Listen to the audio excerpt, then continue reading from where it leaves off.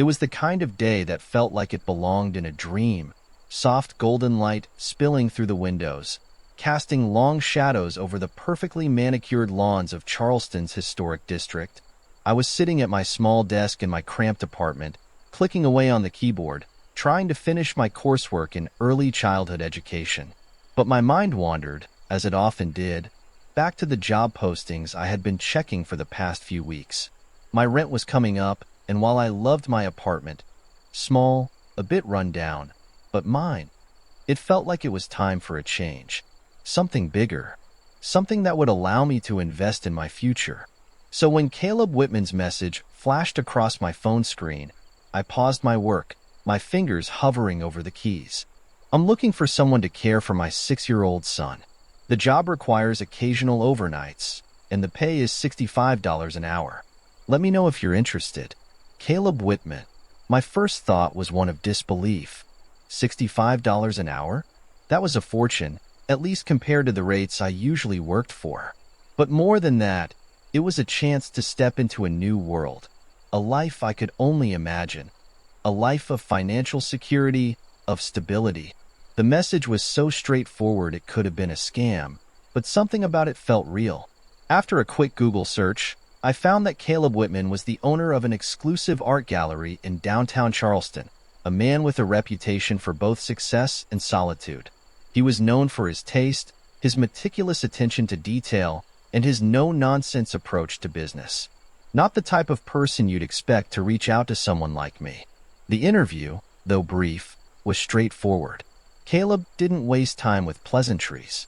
We discussed the job, care for his son, Evan, while Caleb traveled for work, possibly overnight stays, an occasional weekend gig. I agreed to meet Evan that Saturday. And so, on the day of the interview, I found myself standing in front of the Whitman estate, a beautiful mansion just off the water. The home was grand but not ostentatious, its warm brick exterior framed by ivy and creeping vines. The air smelled faintly of salt water and roses, and the soft murmur of the river could be heard in the distance. When the door opened, I expected to be greeted by someone older, someone more formal. But instead, there stood Caleb, a man in his late 30s, casually dressed in a white button-down shirt with the sleeves rolled up to his elbows, a pair of dark jeans, and black shoes that gleamed under the low sunlight. His brown eyes were sharp, but not unkind. They measured me, studied me in a way that made me feel seen in a way I wasn't used to. "You must be Noah," he said, his voice low but confident. "Yeah, that's me," I replied, trying to hide the nervousness in my voice. I extended my hand, and his grip was firm but not overpowering. There was something restrained about him, something beneath the surface that intrigued me. He stepped aside, gesturing for me to enter. "Come on in." Inside, the house was as elegant as the exterior suggested, with high ceilings, a mix of antique furniture and modern art, and large windows that overlooked the water. Caleb led me into a large living room, where a young boy, around 6, was sitting cross-legged on the floor, absorbed in a puzzle. His dark hair was a tangle of curls, and his eyes, the same shade as Caleb's, glimmered with curiosity. "Evan, this is Noah," Caleb said. The boy looked up, his expression cautious but friendly. "Hi," Evan said, his voice high-pitched but firm. I smiled, crouching down to his level. "Hey there, what are you working on?" Evan's face lit up as he proudly pointed to the puzzle pieces scattered on the floor. "I'm building a dragon." I was taken aback by how quickly he warmed up to me. Over the next few hours, I followed him around as he showed me his room, his toys, and his prized collection of action figures. Caleb observed us quietly from the side, his gaze unreadable.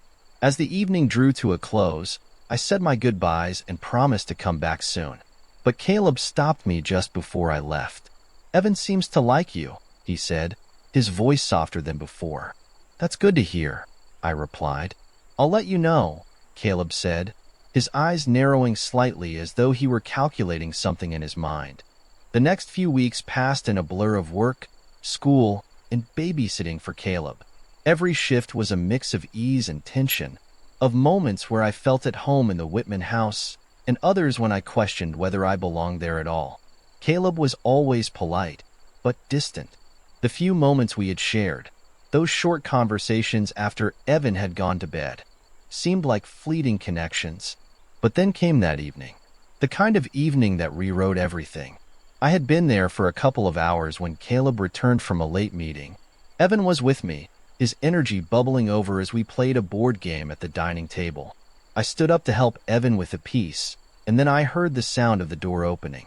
"Caleb, you're home early," I said, not expecting him to arrive until much later. He looked tired, his face slightly flushed, his hair a bit disheveled as though he had rushed out of a meeting.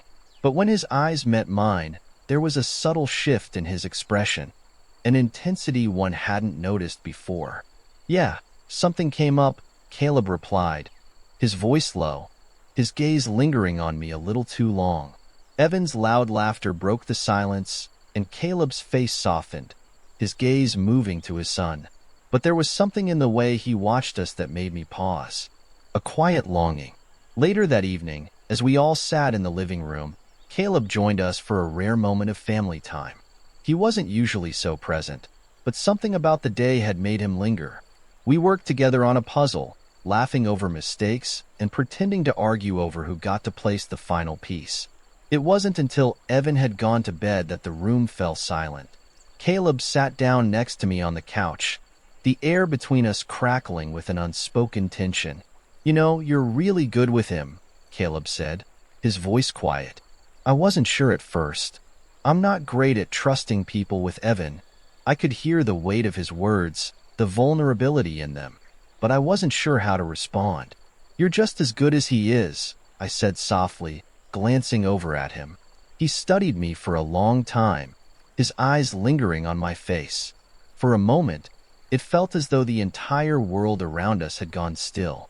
But then, as if remembering himself, Caleb cleared his throat and stood up. "Thanks, Noah. I'll see you tomorrow." But I could still feel his eyes on me as I left the room, the space between us stretching with something unspoken, something that neither of us was ready to confront just yet. The days that followed were a blur of routine and uncertainty. I showed up to the Whitman house on the same schedule, but something had changed. Caleb's presence lingered in the air even when he wasn't there. It was subtle at first, a glance that held a fraction too long, a gesture that seemed more intentional than before, but it was enough to leave me questioning what was going on beneath the surface. The evenings after Evan went to bed were the hardest. Caleb would retreat to his office or the kitchen, always a few steps out of reach. But there were moments, small, fleeting moments, when we found ourselves alone. In those moments, I caught glimpses of a side of Caleb that wasn't the strict businessman I'd met that first day. There was something more there, something guarded and raw. One such evening, I had just finished tucking Evan into bed, humming a quiet lullaby as he drifted off. When I walked back down the stairs, I saw Caleb standing near the large glass doors that led to the balcony. The evening sun had long since set, but the sky outside was still tinged with shades of purple and orange. I paused in the doorway, not wanting to intrude, but Caleb noticed me immediately. He turned, his eyes meeting mine, the faintest hint of a smile curling his lips. "Evan's asleep?" he asked, his voice unusually soft. "Yeah, he's out cold. The dragon puzzle did the trick," I answered, trying to sound lighthearted. But there was a weight in my chest that I couldn't shake. Caleb stepped toward me, his movements deliberate. "Good. I wanted to ask you something." I tilted my head, curious. "What's up?" He hesitated for a moment, his gaze drifting to the floor.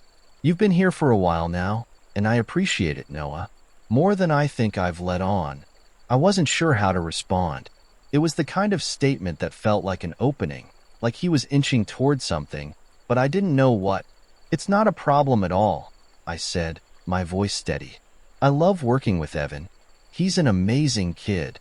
Caleb's eyes softened, and for a brief moment, he seemed almost vulnerable, something I hadn't seen before. "No, I mean, I appreciate you. You've been more than just a babysitter. You've..." become a part of our lives in a way I didn't expect. There was something in his tone, an intensity that I hadn't heard before. I felt a tightening in my chest, a mix of excitement and fear. He was saying something. But what? "Caleb," I began, but I didn't know how to finish the sentence. I had no idea what he was getting at, but my pulse quickened as I realized that whatever it was important. He sighed, running a hand through his hair. "I didn't intend to make this awkward, but I think we need to talk. About boundaries. About things that have been unsaid." I swallowed, the words hanging in the air between us, heavy with meaning. "What do you mean?" He looked at me, his eyes filled with a quiet storm of emotions that I couldn't fully understand. But there was something magnetic in the way he stared at me, something that made it impossible to look away. "I've been trying to keep things professional, Noah, but I've realized it's not that simple." My heart skipped a beat, a rush of heat flooding my face. My breath caught in my throat, and for a moment, the world seemed to narrow down to just the two of us standing there, the space between us charged with an energy that felt undeniable. "I don't want to make this uncomfortable for you," Caleb continued, his voice almost a whisper now, "but I can't ignore it anymore. There's something between us, something I can't just pretend isn't there." I was silent for a long moment, unsure of what to say. The air between us was thick with unspoken tension, and I could feel the weight of Caleb's words pressing down on me. He was admitting something that I wasn't sure I was ready to hear. I started, but the words caught in my throat. I didn't know what to say. Part of me wanted to pull away, to maintain the boundaries that we had set from the beginning. But another part of me wanted to reach out to him, to see where this connection might lead, to explore whatever this was between us. Caleb stepped closer, and my breath caught in my throat. He reached out, his hand brushing against my arm. The touch was tentative, like he wasn't sure if I would pull away. But I didn't. I didn't pull away. "I'm not asking for anything," Caleb said softly, his voice steady but tinged with something I couldn't quite place. I needed to say it, to get it out in the open." I nodded slowly, my heart pounding in my chest. His words hung in the air between us like a confession, but there was something else there too. Something that made me want to believe him, to believe in what he was saying. "You don't have to say anything," Caleb added, his eyes searching mine. "But I want you to know that I'm not trying to make this difficult. I just needed to be honest with you." I wasn't sure what I felt in that moment. There was a part of me that wanted to say something, to acknowledge the feelings that had been simmering beneath the surface. But I stayed silent, unsure of how to process everything that had just happened. Caleb took a step back, and the space between us felt empty now. "I'm sorry if I made you uncomfortable," he murmured, his voice low. "I didn't mean to. I needed to be honest." Before I could respond, he turned and walked toward the stairs, leaving me standing there, my mind racing with questions. What had just happened? What did it mean? I didn't have the answers, but I knew one thing for sure. Nothing would ever be the same between us again.